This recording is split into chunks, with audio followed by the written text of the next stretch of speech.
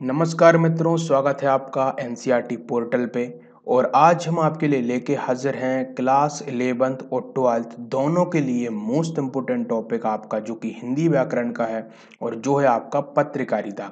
देखिए, हमने जो है आपको जितने भी लेक्चर कराते आ रहे हैं उनमें हमने आपको जनसंचार और आपको जो है प्रिंट माध्यम और आलेख फीचर, ये सारी चीज़ें हमने बता चुके हैं। आज हम एक नया टॉपिक लेने जा रहे हैं जो कि है पत्रकारिता। इस टॉपिक को हम जो है 2 पार्ट में लेंगे। ये पार्ट 1 है जिसमें कि आपको जो है बिल्कुल 80% इसमें मिल जाएगा। बाकी का जो 20% रहेगा वो पार्ट 2 में मिल जाएगा। तो ध्यान से इस लेक्चर को देखिएगा, पूरा देखिएगा, क्योंकि आपको इस लेक्चर को देखने के बाद जीवन में कभी भी कोई और दूसरा लेक्चर देखने की ज़रूरत नहीं होगी पत्रकारिता को लेके।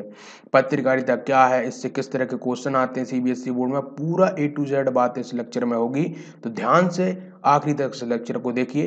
तो चलिए हम इस लेक्चर की शुरुआत करते हैं। तो यहाँ पे सबसे पहले जो है लिखेंगे हम, तो सबसे पहला ही क्वेश्चन देख लीजिए क्या है आपके लिए, वो है पत्रकारिता से आप क्या समझते हैं। सिंपल इसी लैंग्वेज में आपसे जो है सीबीएसई बोर्ड में पूछा जाता है ये कि भाई साहब पत्रकारिता से आप क्या समझते हैं।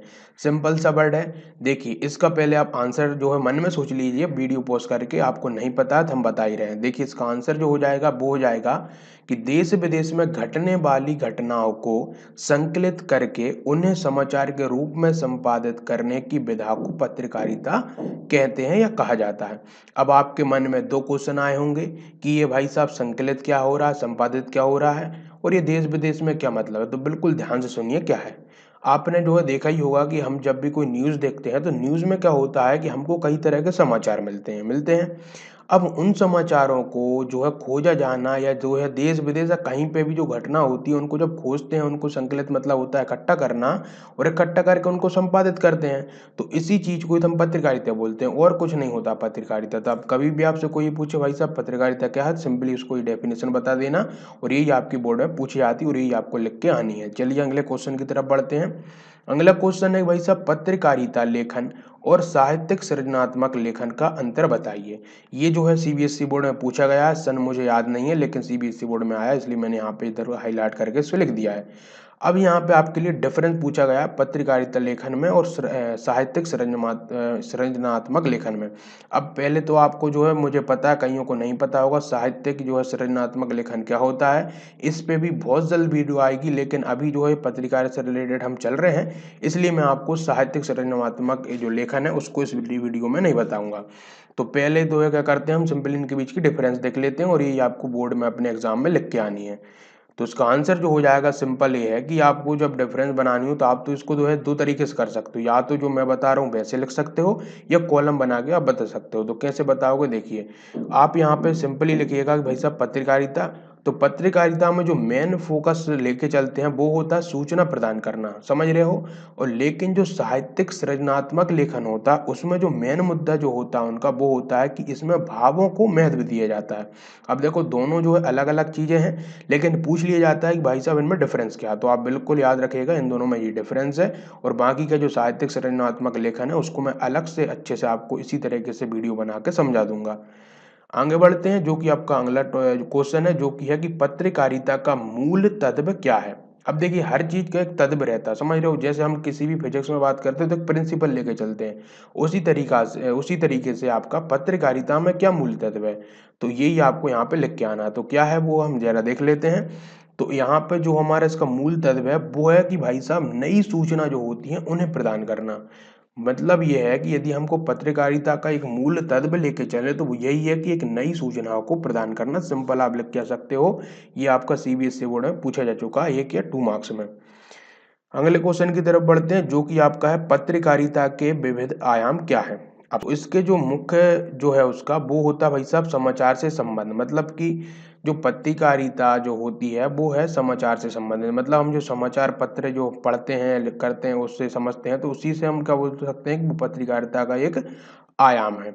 अगला देखो जरा, इसको जो है हम दूसरा इसका आयाम लेके चल सकते हैं, वो होता है संपादकीय। अब आपके दिमाग में जरूर क्वेश्चन आ रहा होगा कि ये संपादकीय क्या है। देखिए, संपादकीय पूरा का पूरा टॉपिक है और इसको भी मैं लेने वाला हूँ, ये सीरीज चल रही है आपकी। तो संपादकीय और ऐसे कई सारे टॉपिक है जो कि आपको जनसंचार टॉपिक में समझने हैं। तो इसका एक आयाम है पत्रकारिता का, है ना। अब आगे देखिए, दूसरा है फोटो पत्रकारिता, ये भी आपने अभी तक नहीं पढ़ा होगा। फिर है आपका कार्टून कोना और रेखांकन। तो ये जो सारी चीजें हैं वो आयाम है पत्रकारिता का, और इनका मैं बोल रहा हूँ सबका मैं एक एक करके आपको वीडियो बताऊंगा। कार्टून कोना क्या है, रेखांकन क्या है, फोटो पत्रकारिता क्या है, डिटेल में एकदम। तो अभी आपको बस जब बोर्ड में आए तो आपको सिंपल ये आपको लिख देना है, आप बिल्कुल इनको याद कर लो या आप स्क्रीनशॉट लेके इसको रख लो। आगे बढ़ते हैं, अब देख लेते हैं हम जो है अगला टॉपिक क्वेश्चन जो भी है। अब ये तो भैया बहुत इंपॉर्टेंट है और ये बहुत बार पूछा गया, स्तंभ लेखन क्या है, ये अभी आया है, मतलब सैम्पल पेपर वगैरह में आया है सीबीएसई के, और ये बहुत इंपॉर्टेंट है स्तंभ लेखन। देखिए पत्रकार से रिलेटेड टॉपिक है, लेकिन जो है कई बच्चे कंफ्यूज होते हैं यार स्तंभ लेखन होता क्या है। तो पहले यार इसको देखिए, स्तंभ लेखन क्या है। तो स्तंभ लेखन जो होता है इसका जो है आपका मेन वो ये है कि महत्वपूर्ण लोकप्रिय लेखकों के लेखों की नियमित श्रृंखला को स्तंभ लेखन कहते हैं। सिंपल सा मीन है क्या है कि कोई भी महत्वपूर्ण जो लोकप्रिय लेखक होते हैं उनके कुछ लेख जो होते हैं उनकी एक नियमित श्रृंखला में बना के चलते हैं, उन्हीं को स्तंभ लेखन कहते हैं। अब मुझे पता है कि आपको नहीं समझ आया होगा कि यार ये जो है स्तंभ लेखन में श्रृंखला ये सारी चीजें, देखिए जैसे मैं कहते आ रहा हूँ, इसकी जो है कई सारे टॉपिक अलग से ही पूरा का पूरा ब्रांच है। मतलब कि यदि हम इनको पढ़ेंगे, जैसे स्तंभ लेखन को हम पढ़ेंगे तो इसके कई टाइप, कई जो है इसके आयाम और कई सारी चीजें निकलेंगी, लेकिन जो निचोड़ यदि हम बोलें वो इसका यही है कि आपको यदि आपके एग्जाम में आए तो आप सिंपली ये लिख के आ सकते हो। आप समझ रहे हो मैं क्या बोल रहा हूँ, ये मार्किंग स्कीम के हिसाब से बता रहा हूँ मैं आपको कि जब आपके एग्जाम में आए तो आप मार्क अच्छा जो स्कोर कर पाओ, तो उसके हिसाब से आपको ये सारी चीजें लिखनी है। वैसे तो बहुत बड़ा चौड़ा है, मैं आपको बताऊंगा तो अभी इसी में पूरा लेक्चर निकल जाएगा, लेकिन यदि हमें अच्छा मार्क स्कोर करना तो आपके लिए डेफिनेशन पर्याप्त है। तो आप इतना बिल्कुल दिमाग में रट लो कि भाई साहब महत्वपूर्ण लोकप्रिय लेखकों के जो है लेखों की नियमित श्रृंखला को स्तंभ लेखन कहते हैं। हो गया कंप्लीट। अब आगे बढ़ते हैं जरा हम। अगला क्वेश्चन आपके लिए है जो कि है पत्रकारिता के प्रकार, और यही मैं बोल रहा हूँ इस वाला जो टॉपिक है आपको मैं सिर्फ प्रकार बता रहा हूँ, और उनकी जो रियल में मतलब की जो उनकी डेफिनेशन है एक्चुअल की, वो मैं जो लूंगा अगले लेक्चर में ले लूंगा। तो देखिए जरा पत्रकारिता के प्रकार। तो पत्रकारिता के प्रकार जो आप देख पा रहे हो वो इतने सारे हैं। मतलब कितने हैं देखिए जरा। पहला है खोज परक, है ना, इसको आप सिंपली बोल सकते हो खोज परक पत्रकारिता। फिर है विशेषीकृत पत्रकारिता, वॉच डॉग पत्रकारिता, एडवोकेसी पत्रकारिता, वैकल्पिक पत्रकारिता, पीत या पेज थ्री पत्रकारिता, और ये सारे के सारे इंपॉर्टेंट हैं। और इन्हीं की हम विशेषकर जो है इनको जानेंगे एक एक करके, और वो होगा आपके अगले लेक्चर में। अभी तो मैं आपको खोज परक पत्रकारिता के बारे में थोड़ा डिटेल बता देता हूँ, लेकिन अगले जो लेक्चर में हम विशेषीकृत, वॉचडॉग, एडवोकेसी, वैकल्पिक और पीत या पेज थ्री लेंगे। तो जरा देख लीजिए आप खोज परक पत्रकारिता क्या होती है।